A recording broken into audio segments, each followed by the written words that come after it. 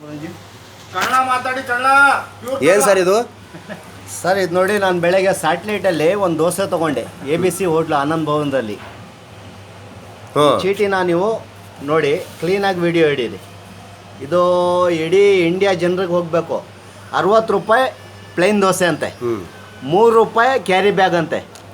ಇಲ್ಲಿ ನೋಡಿ, ಇಲ್ಲಿ 11 ರೂಪಾಯಿ 34 ಪೈಸಾ. ಎಷ್ಟು? 11 ರೂಪಾಯಿ 34 ಪೈಸಾ. GST ಇಲ್ಲಿ ನೋಡಿ, GST ಟ್ಯಾಕ್ಸ್ ಅಂತೆ.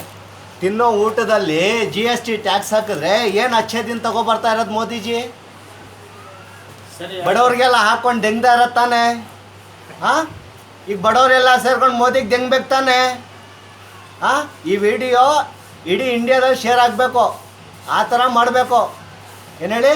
60 ರೂಪಾಯಿ ದೋಸೆ, 11 ರೂಪಾಯಿ 34 ಪೈಸಾ GST ಟ್ಯಾಕ್ಸ್ ಹಾಕವನೆ. ಈಗ ಬಡವ್ರು ಊಟ ಮಾಡಬೇಕು ಅಂದರೆ ಟ್ಯಾಕ್ಸ್ ಕಟ್ಟಬೇಕು.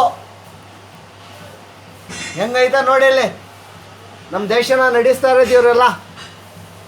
ಕೋಟ್ಯಾಂತರ ರೂಪಾಯಿ ಇವ್ರ ಹತ್ರ ಕೊಳಿತಾ ಇದೆ, ಅದಕ್ಕೇನು ಟ್ಯಾಕ್ಸ್ ಇಲ್ಲ.